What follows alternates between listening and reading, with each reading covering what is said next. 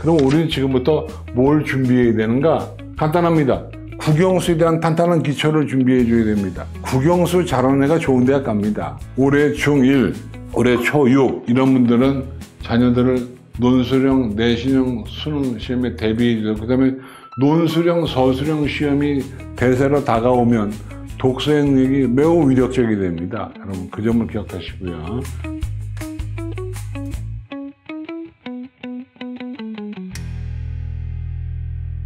다가올 대입제도에 대한 이해를 한번 해보자. 이게 이제 얼마 전에 국가교육위원회에서 회의를 했어요. 고등학교 교사, 고등학교 교장, 교감선생님의 의견을 수렴을 하고, 그 다음에 대학교 입학처장님들 의견을 수렴을 해서 회의를 했는데, 그 회의에서 부산 일과고등학교 권혁재 교장선생님, 굉장히 훌륭하신 분인데 이분이 발표한 내용을 제가 가져왔습니다. 보면 이게 이제 이 교장선생님 생각만은 아닙니다. 이게 모든 교수들의 생각이기 때문에 이런 어떤 문제점이 있다라고 이제 생각을 하는 거죠. 근데 이런 문제가 중요한 것이 아니라 문제에 대한 우리나라 정부의 정책이 중요한데 이게 문제점입니다.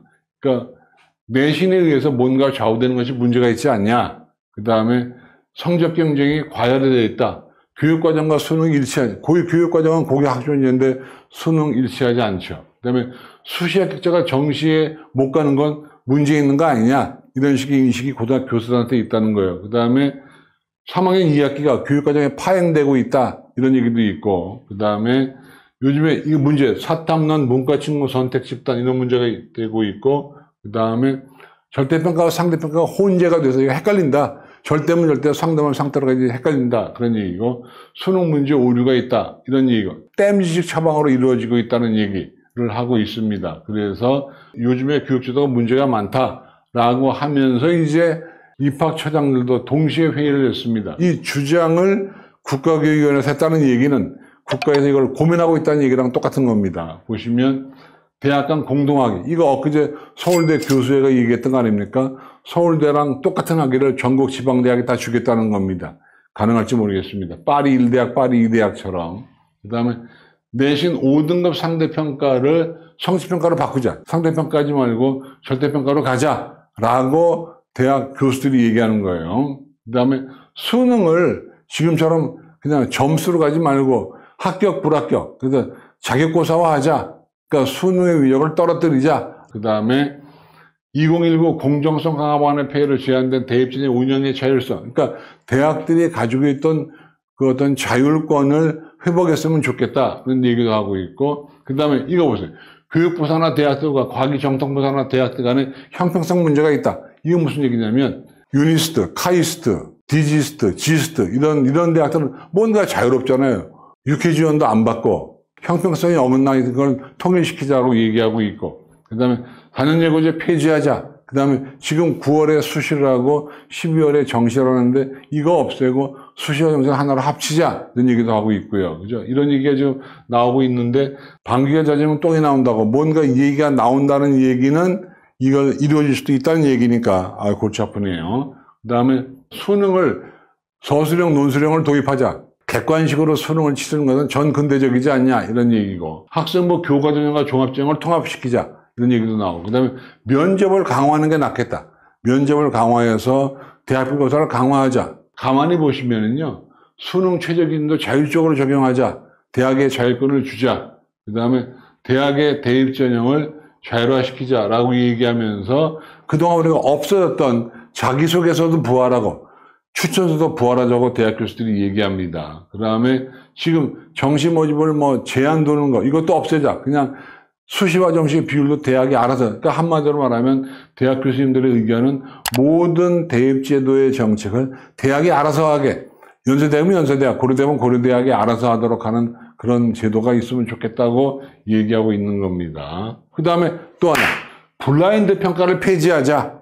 그러니까 뭔가 학생부 종합전형을 얘기할 때 강남고등학교의 그 학교의 특성을 알아야지 좋은 거지, 블라인드 평가를 하니까 그 학교의 특성을 모르니까 우리가 애들을 제대로 뽑을 수 없지 않느냐 이런 얘기입니다. 예를 들면 강남에 있는 고등학교는 내신 분리하고 이런 거를 우리가 알아줘야지. 이게 휘문이면 휘문, 숙명이면 숙명, 단대복이면 단대복인 줄 알아야 그 학교의 사정에 따라서 애를 제대로 평가하는데, 블라인드 평가를 하니까 이건 어려움이 있지 않냐라고 이제 대학 교수들이 얘기하는 겁니다. 그 다음에 무서운 얘기가 나옵니다. 수시번 집에서 수능 성적 활용 방식을 변경하자. 지금은 최저 기준 때문에 등급만 활용하잖아요. 그걸 그렇게 하지 말고 점수도 수시에서 활용할 수 있도록 하자. 그러니까 수시와 정시가 거의 차이가 없어지는 거죠. 수능을 이원화시키자는 얘기도 하고 있고. 그러니까 보면 얘기들이 비슷하죠, 그죠? 수능 점수 활용, 수능의 자격고사화, 수능 절대평가, 내신 절대평가, 그리고 수능의 이원화, 논서 수령 이런 것들이 거의 얘기가 모아지고 있어요. 중1부터는 어쩌면 이것이 확정될지 몰라요. 왜냐하면 얘기들이 거의 공통적으로 같이 지금 나오고 있잖아요. 그죠? 그 점 여러분 아셨으면 좋겠어요. 2028 어떻게 되느냐? 예시문항을 개발해서 평가원 홈페이지에 올렸습니다. 그러니까 올해 고1, 중3, 중2는 평가원에 가서 예시문항을 보셔야 되는데, 근데 예시문항의 난도가 그대로 이어지는 건 아닙니다. 예시문항을 바탕으로 해서 이제 모의고사도 보고해서 난도를 조정을 하겠죠. 그런 얘기가 나와 있고요. 고교 학점제이기 때문에 선택 과목을 선택할 수 있도록 미리 우리 과에 오려면 이런 과목 꼭 들어야 돼. 뭔가 친절을 베풀겠다는 얘기고요. 원래는 내년 4월에 발표하면 되는데 가능하면 올해 하반기 8월 중에 미리 발표를 해주겠다는 겁니다. 그다음에 이게 이제 굉장히 중요한 얘기입니다. 뭐냐면 올해 고1부터 올해 고1이 고3 때 되면 모의고사 2번 보잖아요. 6월에 보고 9월에 보는데 지금까지는요.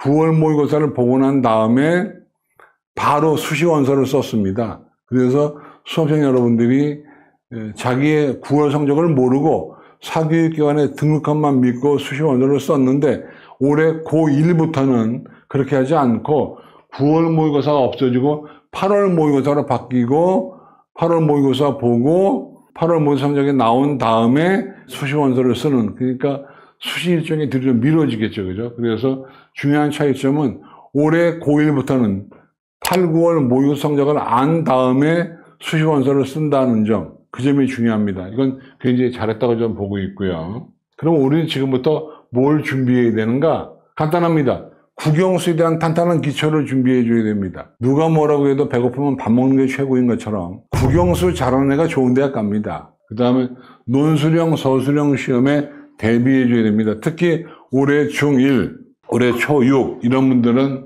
자녀들을 논수령, 내신형, 수능 시험에 대비해 줘요. 그 다음에 중등까지 영어로 완결 짓고 고등부에 가서는 수학해야죠. 그 다음에 진로에 대한 고민을 먼저 하셔야 선택 과목을 정해서 학점제에 따라서 진행할 수 있으니까요. 그 다음에 국어 수학에 대한 기본 개념 학습이 돼줘야 되고 메타인지 자기들의 학습 능력이 있어야 되고 독서 능력을 길러요. 논수령, 서수령 시험이 대세로 다가오면 독서의 능력이 매우 위력적이 됩니다. 여러분 그 점을 기억하시고요. 마지막으로 고등학교의 선택, 이것이 이제 오늘의 하이라이트인데 한번 볼까요? 제가 제일 먼저 뭘 하려고 그러냐면 이겁니다.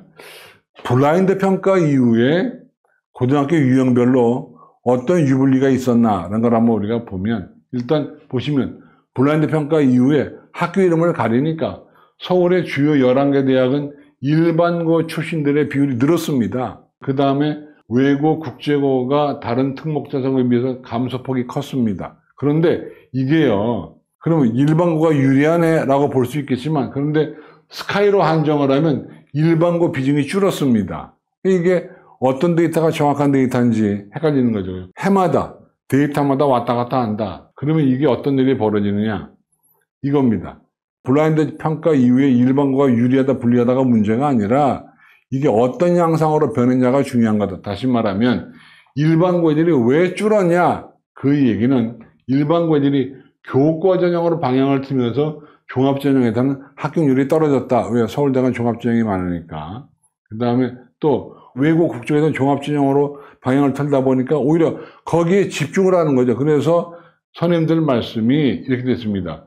일반고 학생들이 종합전형 준비가 갈수록 미흡하다. 오히려 일반고들은 난 종합전형이 불리하다고 생각해서 학생부과제를 제대로 안 하고 있다. 이런 얘기입니다. 그러니까 일반고들이 학생과제를 제대로만 하면 충분히 들어올 수 있는데 제대로 안 해서 일반고가 종합전형에서 많이 미끄러지고 있다. 이런 얘기를 하고 있습니다. 그래서 고등학교 선택의 기준은 저는 이렇게 봅니다. 어떻게 보냐면 난 정시에 갈래. 정시만을 노린다면 특목자 사고가 낮다라고 생각하고 있고요. 또 내가 그 고등학교에 가서 얼마나 잘할 수 있냐라는 것은 우리 중학교 출신 선배가 그 학교에 가서 얼마나 하고 있는지를 우리가 눈여겨보시면 될 것 같고요. 그 다음에 원하는 고등학교 수시와 정시의 비율을 검토해 줘야죠. 그런가 하면 내가 가려는 고등학교가 얼마나 대학을 잘 갔는지 진학 설정도 검토해 줘야 되고요. 그 다음에 내가 가려는 학교가 학생부를 잘 쓰나 못 쓰냐라고 하는 것은 그 학교 출신이 서울대학에 얼마나 못했냐. 왜 서울대학은 학생부 관리를 잘하는 애들을 뽑잖아요. 서울대학 합격률이 높다는 얘기는 그 학교가 학생부를 잘 쓴다는 얘기랑 일치하는 겁니다.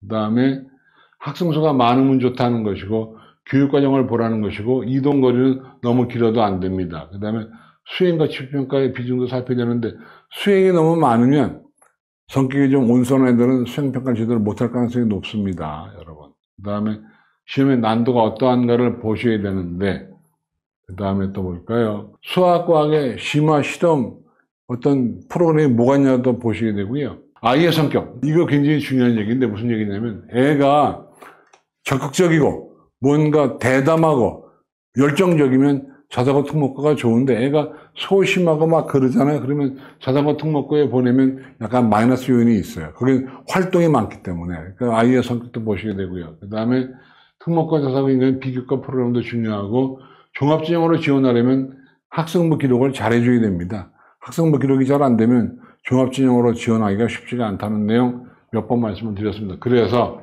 정해드립니다.